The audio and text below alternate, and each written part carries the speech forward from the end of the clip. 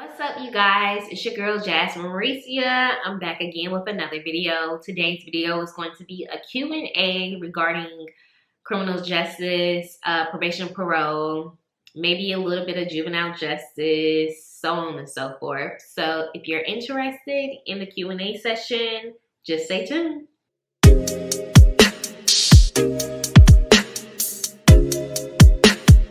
I am a criminal justice student and I graduated this December, actually with a BS in criminal justice. How much did you get paid hourly? So I'll answer that. It's actually salary position. I'm not for sure what it converts to hourly, but it is a salary position. Well, at least mine was. If you don't mind me asking, I am trying to see what you think is low with that status. What I think is low is the 30,000s, but it has gotten higher, and I'll probably state that in like another question. Also, did you have a degree? Yes, so I have a degree in criminal justice with a concentration in juvenile justice. That's a bachelor's, and then I have a master's in human and social services. So I have 2 degrees. Do you have to have a degree to become a probation officer, or can you start as a probation officer with a good background with a high school diploma? You do need a bachelor's degree. So a high school diploma won't do it. Are there any recommendations for a job that you can give that would be great to start with when first graduating college? So juvenile justice detention officer, if you want to do that, that's fine. Child protective services, like being an investigator, like all of those kind of jobs are human service jobs. Is improving the quality of life for other people. So you can do anything. I mean, I came from insurance to go over to probation, parole, and then you gotta think, like, they also have trainee positions. That's how I started. I started in a trainee position, so it's not gonna require a lot of experience.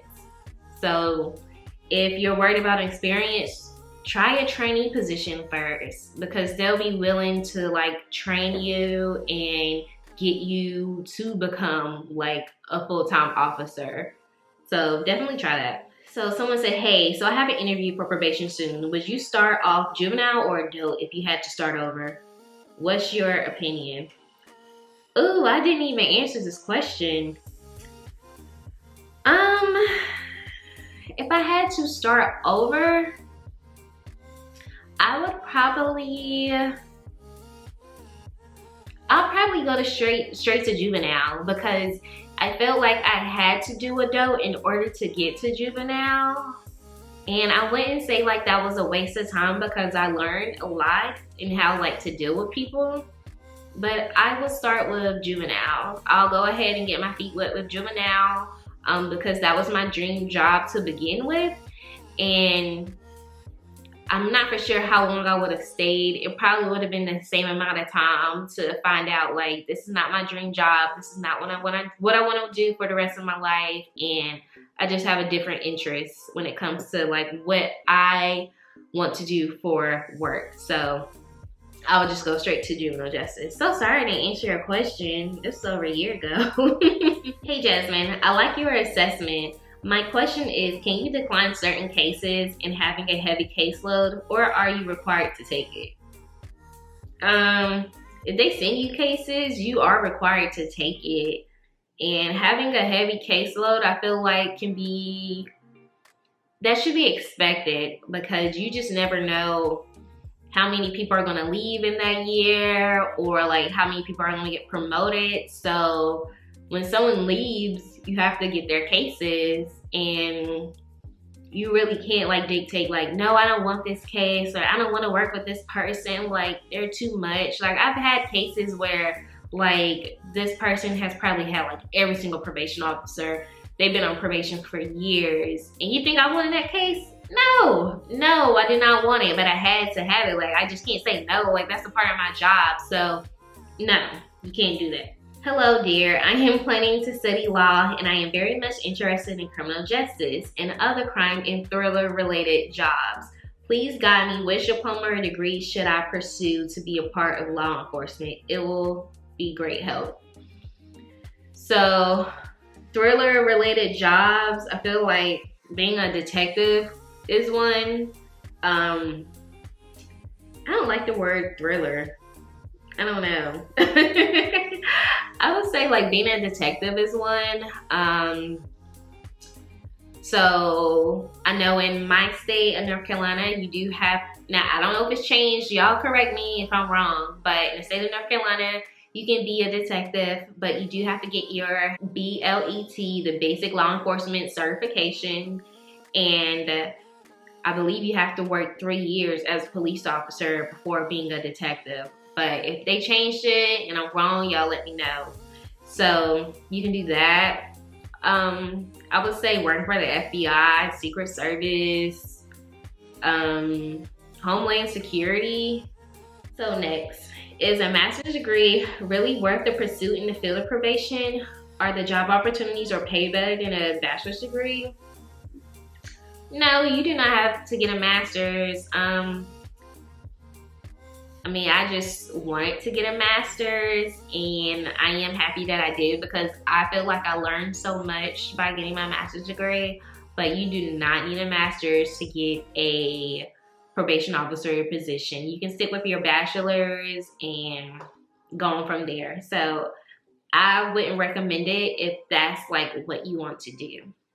Thank you for your insight. Is this for a federal probation officer or a state role? So I did not do federal probation. I worked in the state level only. Am I qualified to be a PO if I have a Bachelor of Science in Forensic Psychology? Yes, so I worked with a lot of people who had a psychology degree.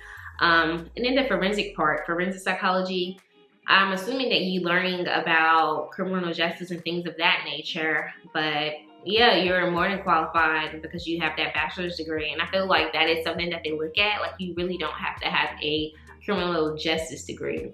And also, people do like job changes all the time, like career changes. Like I did, like I moved from criminal justice to insurance. So say for instance, someone wanted to move from insurance, but you need to have a bachelor's degree over to criminal justice. That's something that you can do. So just keep that in mind as well. Like it's okay like if you come from a different background. And like I said, the training position is going to help train you up so that you can know how to work with these offenders. What did the 6 weeks of training deal with besides gun training? So you really didn't watch my video, but my basic training for probation and parole was 6 weeks, and it did have gun training. It also had defensive techniques training. So that means if you get into an altercation with like your offenders, you just don't immediately like start throwing blows at them. Like, you have to use the defensive techniques that they show you, because after that incident occurs, you do have to alert your supervisor and you have to write up a report. So this report, you can't say like, I hit him with the left jab and I hit him with the right. Like, no, you need to specifically state those defensive techniques that you used in your report. And honestly, it's just really to cover you. It's to cover your A.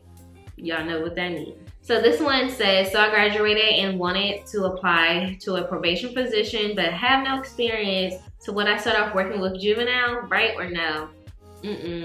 You can start off working with adults if that's what you want to do. Just look for a trainee position. But juvenile justice also has a trainee position too. So it's really up to you. It's up to you. But if you want to work with adults, like right off the bat, I would say go for it. If you want to work with juveniles, go for it. In my case, they did not have a juvenile trainee position, a juvenile justice trainee position, so I had to do the trainee position for probation. Okay, next question. I'm looking into being a PO. Is it really dangerous? Is it really a dangerous job? I got 2 little ones I'm trying to get back home to. I felt safe for the most part. I didn't have any issues. I mean, you do have your gun, you have your pepper spray, you have your bulletproof vest, you have your radio. People are also in the field with you whenever you are like doing your home visits. It's not smart to pick a day to go out in the field or a night to go out in the field knowing like no one is going to be working. So it's like if something goes down, you gotta arrest somebody, or like just anything goes down, like you don't have anyone to call on. So you want to make sure like your coworkers are working in the field with you. Now, I know like Mondays and Tuesdays were like our court days, so no one was in the field. So I'm not gonna say, oh, hey, let me work on a Monday. Nah. So mostly like Wednesdays and Thursdays is when people would do their field work. Because you want to make sure like if something goes down, you have someone to call on. Because, you know, we're all out and about in the community trying to keep these homeless in. If, you know, you're careful and you're using like your situational awareness, you're good to go.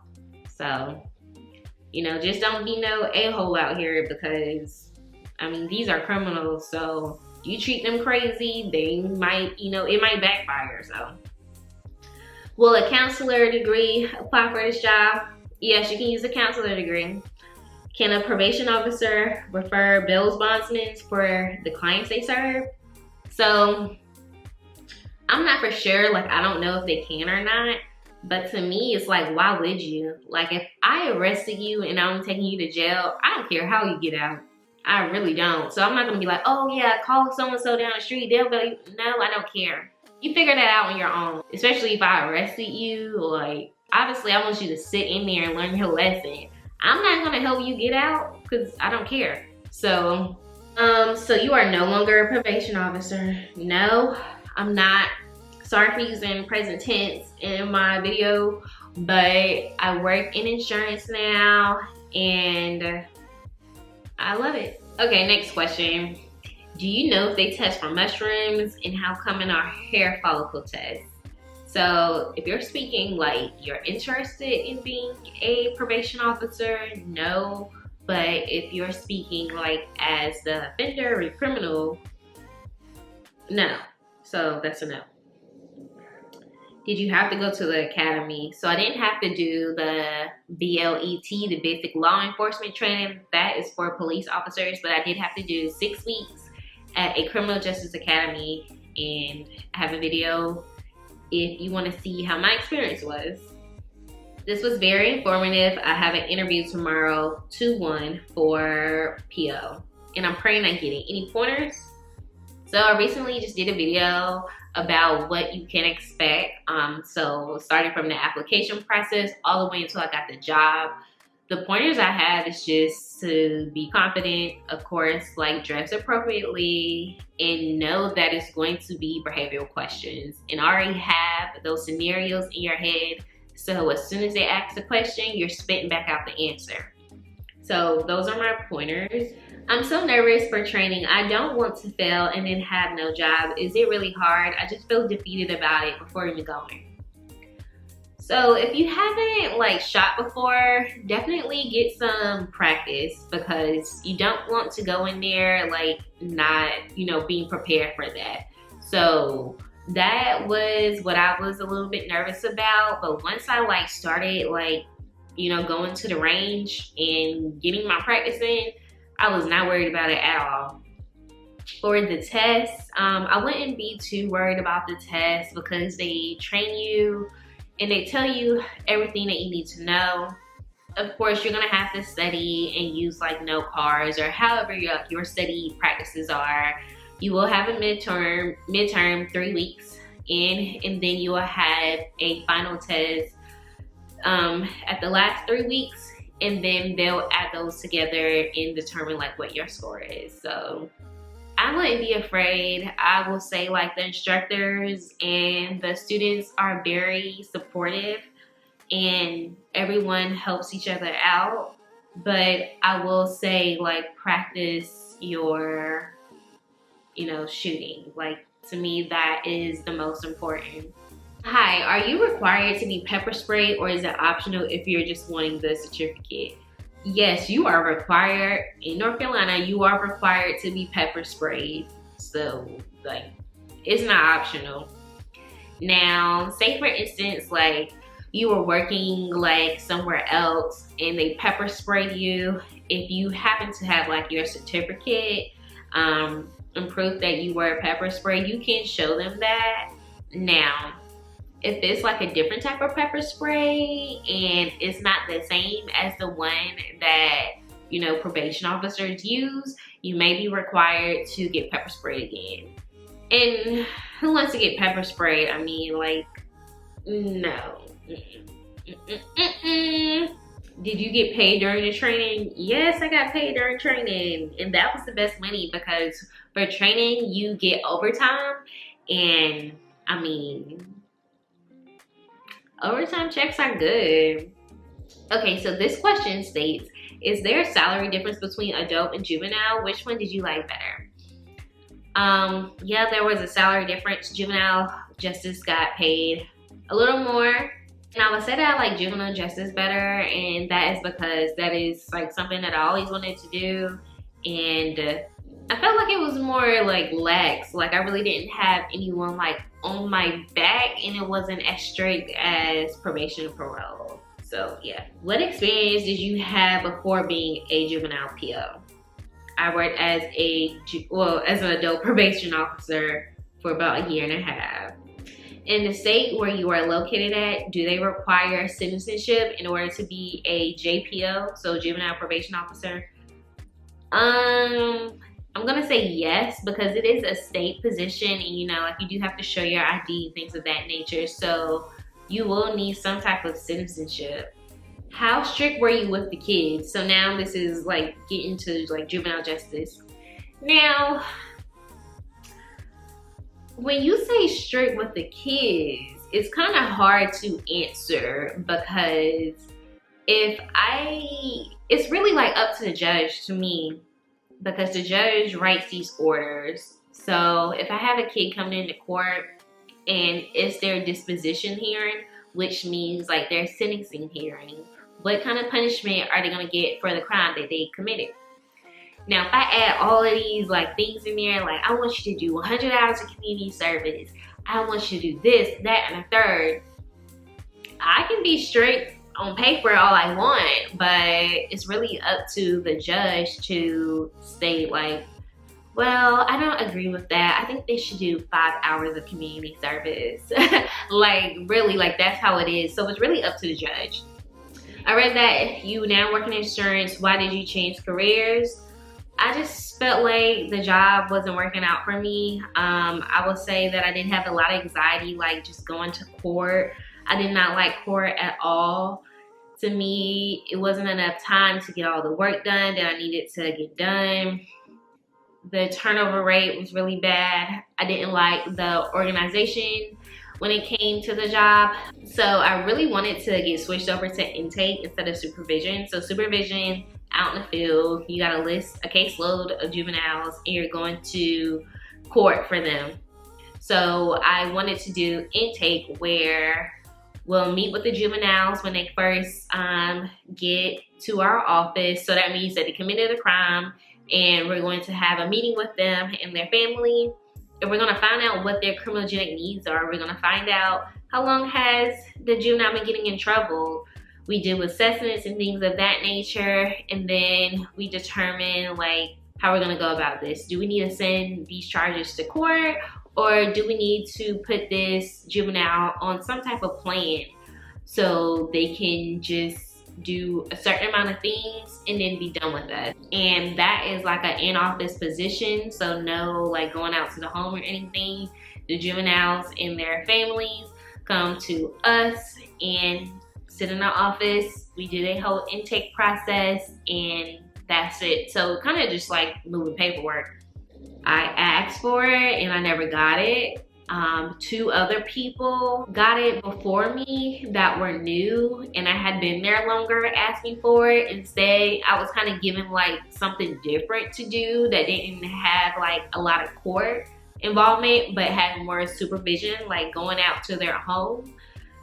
So yeah, I feel like I kind of got snubbed. So I was like, yeah, I'm about to give them the deuces. And that is all the questions that I have. So if y'all have any more questions, put them down below. And I hope you all like this video. Thanks for watching, and until next time.